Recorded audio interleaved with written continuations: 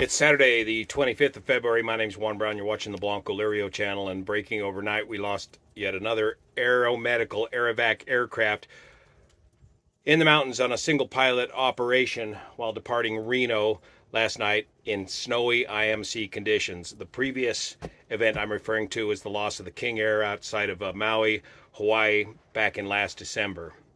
Here's what we know so far from the Aviation Safety Network. Pilatus PC-12/45. That's the earlier model of PC-12. Those were manufactured from 96 to about 2005. November 273 Sierra Mike, serial number 475, 5 fatalities. A Pilatus PC-1245 November 273 Sierra Mike was destroyed when it crashed shortly after takeoff from Reno Tahoe International Airport, Reno, Nevada. All 5 occupants were killed. The aircraft took off from Reno at 2100 local time, 9 p.m. local time. This weather front was still spinning. It's still spinning through the area today. A very cold weather system with very low snow levels. It was snowing at the time of the accident over in Reno. We don't know what the tops of the clouds were yet. The aircraft took off from Reno at 2100 local time and reached a maximum altitude of 19,400 feet at 2113, so about 13 minutes after departure. ADS-B data indicates that the aircraft then entered a spiraling descent and crashed near Stagecoach, Nevada. So that's about 40 miles or so east of the airport. The people killed in the crash were a pilot, a flight nurse, a flight paramedic, a patient, and a patient's family member. So a single pilot operation at night in the weather. We've got the ADS-B data. We've got the ATC audio tapes. Let's go inside and check it out. Here's the preliminary ADS-B data from the ADS-B exchange showing a standard instrument departure and climb out to 19,000 feet, and then a right turn off of the departure, a left turn, and then a spiraling steep descent into the terrain, which looks to me on initial review like a classic case of spatial disorientation in the weather.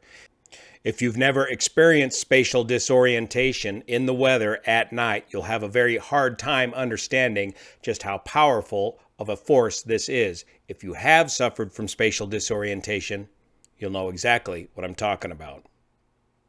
Here's the standard instrument departure. The pilot was cleared to fly and was flying at the time of the accident, departing runway 17 left, the shorter runway here at Reno, flying south to E-pose. They're doing the blackjack transition, wit and date, and then on to blackjack. So this accident occurred somewhere on this leg of the standard instrument departure, which would put them parallel to Highway 50 where the accident occurred. Here on the sky vector map, you can see there's still a blue box for moderate to severe turbulence in the area. By the way, Reno is just over the hill, over the Sierra Nevada mountains from the Blanco Lirio global headquarters here. So we do experience similar weather conditions, but different. Here's the radar track of the standard instrument departure overlaid on the VFR map here, and this accident occurred right in this area. Looking at the ADS-B data, it looks like the aircraft went down just west of the town of Stagecoach, Nevada, just north of Highway 50, near the intersection of Seneca Road and Kiowa Lane. If we turn on the terrain, that elevation is about 4,400 feet in the valley created by the Carson River going into Lahontan Reservoir, surrounded by higher terrain. We're going to start the ATC audio with the clearance for the Zephyr 7 departure from liveatc.net. Reno ground, good evening. Medevac 273 Sierra Mike, IFR to Salt Lake City. We have echo. Medevac 273 Sierra Mike, Reno clearance delivery cleared to Salt Lake City Airport. Zephyr 7 departure, blackjack transition, then is filed. Climb via SID, squawk 3211. Okay, clear to Salt Lake City via the Zephyr 7 blackjack transition. Via the SID 3211 for Medevac 3 Sierra Mike. Medevac 3 Sierra Mike, read back correct. So that's his IFR clearance to fly the Zephyr 7 departure Blackjack, then as filed to Salt Lake City. Next on to his taxi clearance. He's coming out of Atlantic Aviation, located right here. I'm unable to change the size of this mouse because the OBS software I'm using does not pick up the increase in mouse size. You're going to have to put on your reading glasses. Reno ground, medevac 2730 Mike is ready to taxi from Atlanta towards Echo. Medevac 2730 Mike, Reno ground, runway 17 left, taxi via Charlie. 17 left via Charlie for medevac 30 Mike. Medevac 30 Mike, do you need help finding the exit? Yeah, it's going to be the left of me here, right? Affirmative, it's left of you about 3 plane lengths. You can see the brake and the blue light. Got it there, thank you so much. Medevac 30 Mike, use caution as you go. It hasn't been flying in a while. Copy. The problem is there's so much snow on the ground, and at night, and the visibility is poor enough to where it's hard to see exactly the clearance, the cut in the snow where the snow has been plowed for the taxiways. Right turn now, you're past the center line of the taxiway. I think you've gone too far at this point. Copy. Medevac 3 Sierra Mike, I think you've passed the center line of the taxiway. You'd have to make a hard right turn to get on Charlie. Okay, roger that. We're gonna take a left here and then come back around. Roger. Aircraft mission Foxtrot, current altimeter 2982. So he gets it sorted out and gets on the taxiway Charlie okay, but it's just an indication of just how crummy the conditions are when you're having that difficult of a time finding the taxiways. Medevac 2730 Mike, Reno Tower, advise ready. Yeah, we're ready to roll. Medevac 30 Mike. Medevac 30 Mike, wind 330 at 5, runway 17 left, cleared for takeoff. 17 left, cleared for takeoff. Medevac 30 Mike. Medevac 30 Mike, contact NorCal departure. See you later. Departure, we'll see you later. Thanks for your help. 30 Mike. So a slight tailwind with the winds out of the north at 5 knots, departing on 17 left. NorCal departure, good evening. Medevac 2730 Mike is with you, climbing via the SID. Medevac 2730 Mike, NorCal departure, radar contact. Medevac 2730 Mike, connect Dosman Center, 128.8. All right, 28.8 for 30 Mike. Good night. Open Center, good evening. Medevac 2730 Mike, 15.4, climbing via the SID. Medevac 2730 Mike, Oakland Center, good evening. Climb and maintain level 250 and use caution. There's been a light to moderate chop and also some moderate turbulence reported pretty much all afternoon, really most altitudes. So I think for time being, 270 and below have been the best rides going to the northeast. Just let me know if you need to try something different. Okay, copy that. Thank you for 30 Mike, and we're going up to flight level 250. And Medevac 30 Mike, Oakland. Medevac 30 Mike, Oakland. Medevac 30 Mike, Oakland. Medevac 30 Mike, Oakland. Medevac 30 Mike, radar contact lost. Medevac 2730 Mike, NorCal approach. Medevac 2730 Mike, Oakland. And Delta 1398, we're trying to reach out. It's a Medevac 2730 Mike. Just see if you can pick them up on frequency at all. I was talking to him and I've lost him, not able to reach him, at least not able to hear him at this time. So they've lost radar contact with Sierra Mike, and they also saw this steep descent on their radar screen before he disappeared off of the radar screen. So there was no mayday call, no call at all from the pilot. They just simply could not get a hold of him anymore. If you get under a very stressful situation, one of the first things you lose is your ability to hear and or your ability to talk on the radios, as you are fully 100% concentrating on trying to right the aircraft in a situation of spatial disorientation. Now let's go through this ADS-B data step by step. Over here on the left side of the column, you'll see the vertical speed and altitude and airspeeds. Also here in the pop-up display. So we're up to 17,900, 18,000, 18,300, 147 knots, and he's starting to do a right turn off of the standard instrument departure. Remember, the standard instrument departure continues straight ahead.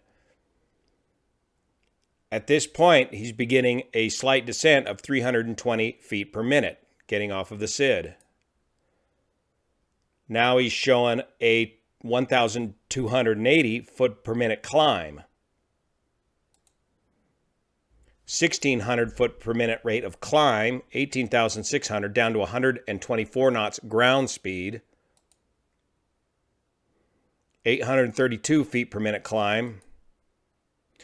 A 1,300 foot per minute rate of descent as he's getting the aircraft straightened back out towards the correct direction of flight.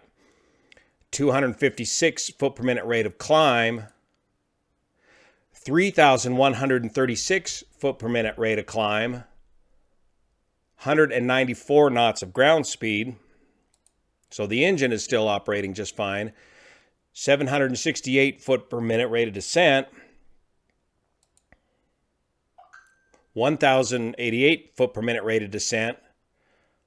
194 knots now, and a 6,592 foot per minute rate of descent. 198 knots.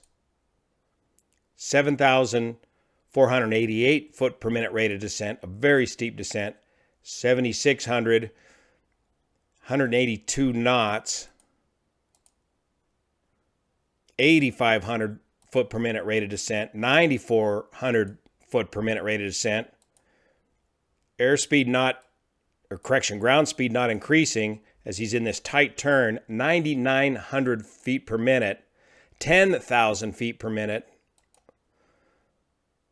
11,000 feet per minute, but he's still at 17.5, 13,000 feet per minute, and that's, if this data is correct, that's extremely steep. 15,000, 18,000, he's down to 15.6, 20,000 feet per minute. He's just fallen out of the sky, just spiraling, just down steeply.